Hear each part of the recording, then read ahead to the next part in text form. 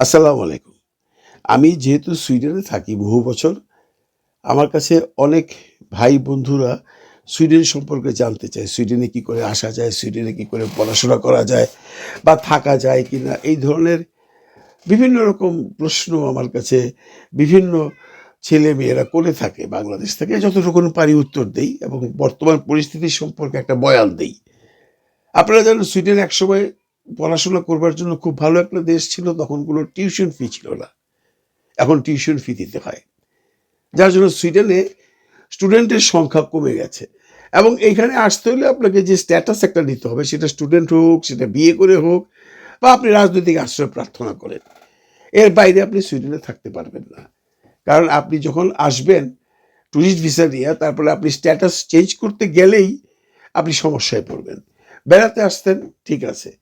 তো এখন বিভিন্ন দেশের স্টুডেন্টরাও বিভিন্নভাবে মানে কি বলবো, ঝামেলায় আছে।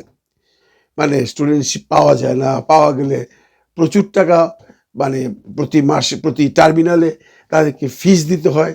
তারপর থাকা খাওয়া, কর্মসংস্থানও কমায় গেছে। কারণ আগে নিয়ম ছিল স্টুডেন্টরা, এই সুইডেনের কথাই বলি, আগে নিয়ম ছিল স্টুডেন্টরা আসলেই পড়াশোনার পাশাপাশি সে যত ইচ্ছা তত কাজ করতে পারবে। এখন এটা চেঞ্জ করে দিয়ে দিছে, মাত্র 15 ঘন্টা সপ্তাহে পারবে।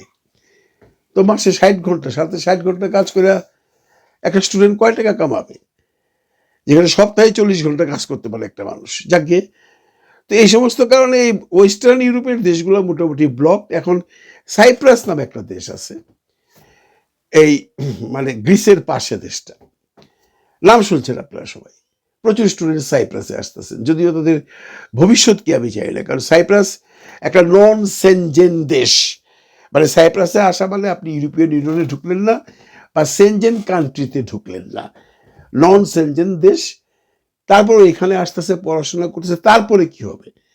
পড়াশোনা শেষ করবার পর সে ওই দেশে যদি চাকরি করে, তাহলে চাকরি করতে পারবে।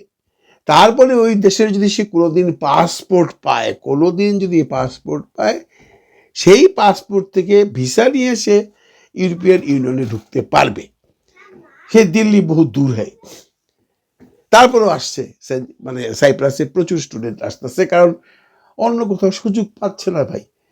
হয় চান্স পাচ্ছে না, নয় টাকা পয়সা মিলতেছে না। কারণ টার্মের যে খরচটা, এটা দিয়ে নিজের থাকা খাওয়া নিয়ে অনেক টাকা খরচ হয়, ওইখানে তুলনামূলকভাবে কম। বেশ কয়েকজন স্টুডেন্টের সাথে আমার পরিচয় আছে, তারা আসতে চায় সুইডেনে। আমি বুঝাই কি করে আসবা, হ্যান ত্যান, বিভিন্ন সময় অ্যাডভাইস করি যতটুকু পারি, আমার যতটুকু ক্ষমতা আল্লাহ তাল্লাহ দিছে। এই সাইপ্রাসে গত কয়েকদিন আগে একটা মানে দুর্বিষহ ঘটনা ঘটে গেছে। এটা এখানকার পত্রিকায় গতকালকে আসছে। ঘটনাটা একটু পুরনো। সাইপ্রাসে একটা স্টুডেন্ট আজ থেকে কয়েক মাস আগে আসছে, 22 বছরের একটা ছেলে, তার নাম ইমন। আসল নামটা হইল, 1 মিনিট দেখা বলি, লিখে রাখছিলাম। আসল নামটা হইল শাহরিয়ার আহমদ ইমন। তার বয়স 22 বছর। সে স্টুডেন্টশিপ নিয়ে সাইপ্রাসে আসছে। এবং তার আব্বা হুজুর থাকেন গ্রিসে। আপনারা জানেন বা অনেকে জানেন না, সাইপ্রাস থেকে অনেকেই ডাঙ্কি দিয়া বা গেম নিয়ে গ্রিসে চলে যায়। গ্রিস আবার কিন্তু সেনজেনভুক্ত দেশ। গ্রিসে যদি আপনি সেটেল হইতে পারেন, তাহলে আপনি ইউরোপিয়ান ইউনিয়নের 26টা দেশের যে কোনো জায়গায় থাকতে পারবেন। তো অনেক স্টুডেন্টরা সাইপ্রাস থেকে গ্রিসে চলে যায়। কেউ কেউ সাকসেস হয়, কেউ কেউ সাকসেস হয় না। কেউ কেউ ধরা খেয়ে দেশে চলে যায়, কেউ কেউ গ্রিসের জেলে থাকে। আর যারা রিয়েল স্টুডেন্ট, তারা এই সমস্ত ধান্দা করে না, তারা পড়াশোনাই করে। এই ইবনেরও পড়াশোনা করার ইচ্ছা। হ্যাঁ, অনেকেই বলতেছে যে তার বাবার নাকি ইচ্ছা ছিল তাকে সাইপ্রাসে আইনা পরে তাকে গ্রিসে আনা। এই ধরনের কোনো কথা তার বাবা বলে নাই। তার বাবার নাম শাহিন মিয়া। উনি অনেক বছর গ্রিসে আছেন, নর্মাল একজন চাকরিজীবী মানুষ। ছেলেকে কষ্ট করে পড়াশোনা করাইতে চাইছে, সাইপ্রাসে পাঠাইছে। সাইপ্রাসে গেছে। সাইপ্রাসে যাওয়ার পরে 3 মাস বেকার ছিল। 3 মাস পরে সে একদিন একটা চাকরি পাইছে, রাত্রেবেলায় ডিউটি করবে। সেটা কি চাকরিটা এখানকার পত্রিকা লেখা নেই, বলছে যে চাকরি পাবে। তো বাপরে জানাইছে। ওর বাবা কিন্তু মাসে মধ্যে তার ছেলে ইমনকে মাসে মাসে একটা মোটা অঙ্কের টাকা তার থাকা খাওয়ার জন্য দিত। এর মধ্যেই ইমন চাকরি খুঁজতেছিল, যাকে একটা চাকরি পাইছে। পাওয়ার পর যেদিন জয়েন করবে সেদিন রাত্রেবেলাই তার বাবা তারে ফোন করছে যে কি বাবা তুমি কি চাকরিতে জয়েন করছো? তখন ইমন বলছে ওকে ওকে। এই সময় বাবা ভাবছে যে আমার ছেলে বললো ওকে ওকে, তার মানে চাকরিতে গেছে, নিশ্চয়ই ব্যস্ত, কারণ উনি ইউরোপে থাকেন, উনি জানেন যে এখানে যখন ওয়ার্কিং আওয়ারে কেউ টেলিফোনে কথাবার্তা বলে না, খুব প্রয়োজন না হলে। ছেলে হয়তো বা ভাবছে যে নতুন চাকরিতে আসছি, বাবা ফোন করছে, বাবারে বলে দিই হ্যাঁ ওকে ওকে, মানে আমি ঠিক আছি, ভালো কথা। তো হঠাৎ করে এই শাহিদ মিয়ার কাছে গ্রিসে পরের দিন একটা টেলিফোন গেল। টেলিফোনে বলা হচ্ছে যে তোমার ছেলে ইমন আমাদের কাস্টডিতে আছে, ওরে আমরা কিডন্যাপ করছি, তুমি 35,000 ইউরো ইমিডিয়েট পাঠাও, নইলে তোমার ছেলেকে মেরে ফেলবো। হায় আল্লাহ, চিন্তা করেন, একটা বাবা গ্রিসে ফ্যামিলি ছাইরা কয়েক বছর যাবৎ চাকরি করতেছে, ছেলেকে স্বপ্ন নিয়ে সাইপ্রাসে আনছে, ছেলে আগের দিনও কথা বললো, এখন এটা কে কি বলতেছে, সে ভাবছে এটা প্রাঙ্ক ফোন, কেউ ফাইজলামি করতেছে। বাবা শাহিন মিয়া তার ছেলের মোবাইলে ফোন করা শুরু করলো, ছেলের মোবাইল বন্ধ পেল। ছেলের যে আনুষঙ্গিক যে আর কাউকে জিজ্ঞেস করবে তার সেই মানে পরিবেশ পরিস্থিতিও ছিল না, কারণ এই ইমন আসবার পর শুধু ইমনের নাম্বারটাই তার বাবার কাছে ছিল। বাবা ফোন করতে করতে করতে করতে যখন টায়ার্ড হয়ে গেছে, তখন সে ওইখানে যোগাযোগ করছে তার যে আপনার ইমনের যে ক্লাসমেট, তার সাথে যোগাযোগ করতে পারছে।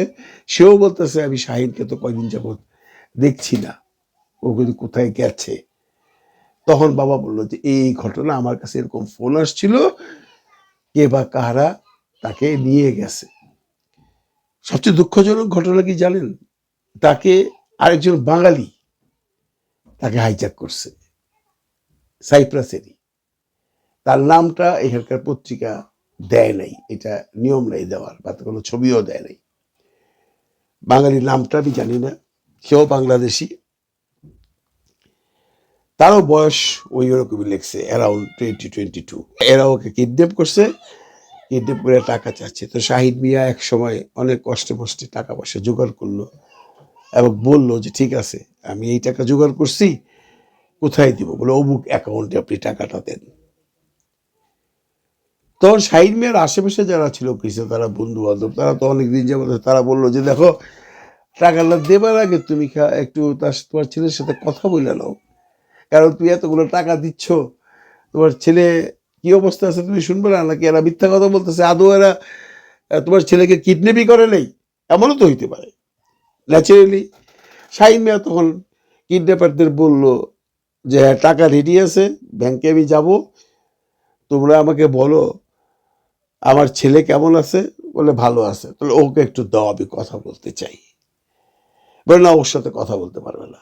বলে কেন ভাই? আমার ছেলে তোমাদের কাছে আছে, তোমরা তাকে কিডন্যাপ করেছো, তোমরা আমার কাছে মুক্তিপণ চাচ্ছ, আমি মুক্তিপণ দিতে রাজি আছি এবং টাকা আমার সাথে আছে, এখনই ব্যাংকে যাব, তুমি আমার ছেলের সাথে কথা বলতে দিবা না কেন? বলে না, তার সাথে কথা বলতে দেবো না, আপনি টাকা পাঠাইলে পাঠান, না পাঠাইলে আপনি পুনরায় মেরে ফেলাবো। কেউ ফোনটা কেটে দিছে। তখন শাহিন মিয়া এবং তার সাথে যারা ছিল, মানে ইমনের বাবার ফ্রেন্ড সার্কেল, তারা বলল যে ডাল মে কুচ কালা হয়, কারণ কিডন্যাপ করছে, ছেলে যদি থাকে মারুক ধরুক, ছেলে তো কথা বলবে, কথা যেহেতু বলে নাই তুই টাকা জমা দিবি না, সে টাকা জমা দেয় নাই। তারপরের দিন ওইখানকার পত্রিকায় এই খবরটা আসছে যে মাটির নিচে চাপা পড়া বাংলাদেশের একটা স্টুডেন্টকে কে বা কাহারা খুন করে তাকে মাটি চাপা দিয়ে রেখে গেছে, এবং এই 3-4 দিনে তার লাশ গলে গলে পচে গেছে, এবং এই ছেলের পরিচয় হলো এই শাহরিয়ার আহমেদ ইমন। এবং যিনি করেছেন বা যে চক্রটা করেছেন, সে একা তো আর করে নাই, উনিও বাংলাদেশি, ওনার নাম দেওয়া হয় নাই, উনি বাংলাদেশি। এখন একজন বাংলাদেশি আরেকজন বাংলাদেশিকে খুন করল, এই ধরনের ঘটনাও এখন ইউরোপ আমেরিকাতে ঘটছে। আপনারা জানেন দক্ষিণ আফ্রিকায় জোহানেসবার্গ বলেন আর যে কোনো জায়গায় বলেন, বাঙালিদের দোকান ডাকাতি হয় এবং ডাকাত এসে বাঙালি মালিককে গুলি করে সমস্ত ক্যাশ বাক্স নিয়ে যায় এবং পরে জানা যায় যারা করেছে তারাও বাঙালি। এই গ্যাঞ্জামটা কিন্তু দক্ষিণ আফ্রিকায় বেশ ভালোভাবে বহুদিন যাবৎ চলছে, কিন্তু সেটা হাওয়া এসে ইউরোপে লাগছে। আমরা দেখি না আমেরিকায় ওই যে লিমন নামে একটা মেয়েকে তার ফিয়ান্সেকে মেরে ফেলছে, সে তো বাঙালি মারে নাই। বাঙালিরা এই ওয়েস্টার্ন ইউরোপে এমন কোনো ঘটনা ঘটায় নাই যে আরেক বাঙালিকে টাকার জন্য হাইজ্যাক করে খুন করে ফেলছে। এই ধরনের ঘটনা যখন বাঙালিরা বিভিন্ন দেশ থেকে পালায়া পালায়া ইউরোপে ঢুকতে যায়, তখন যে বাঙালি দালালরা থাকে মাঝখানে রাস্তায় লিবিয়াতে বা সাগর পারে, ওরা করে গেম দেবার সময়। কিন্তু যে ছেলেটা মারছে সেও একটা স্টুডেন্ট হিসাবে আসছিল এখানে, যাকে মারছে সেও স্টুডেন্ট।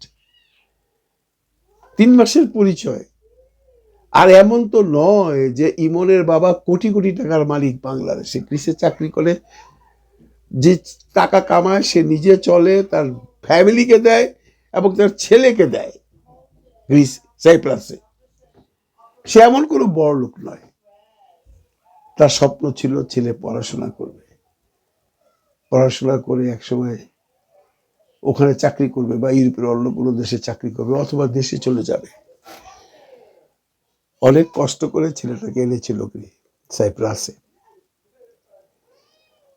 আজকে তার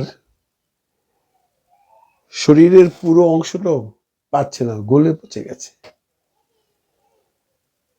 গল্পটা এখানের পত্রিকায় দেখলাম, তাই আপনাদের সাথে শেয়ার করলাম। এবং এতে করে কি ক্ষতি হয়েছে জানেন?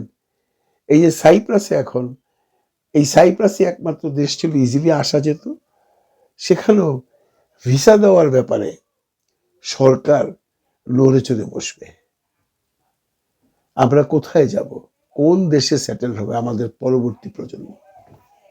দেশে তো এমন কোনো চাকরি নেই। সরকারি চাকরি ব্যতীত প্রাইভেট চাকরিতে এমন কোনো ফ্যাসিলিটিসও নেই, সেটা পাওয়াও ভাগ্যের ব্যাপার। তাই অনেকেই কষ্ট করে ইউরোপে ছুটে আসে, Italy, France, Germany, Spain, Cyprus. সেটাও কি বন্ধ হয়ে যাবে? এই প্রশ্ন রেখে এখানেই শেষ করলাম। ভালো থাকবেন সবাই, ভালো রাখবেন সবাইকে। আল্লাহ হাফিজ।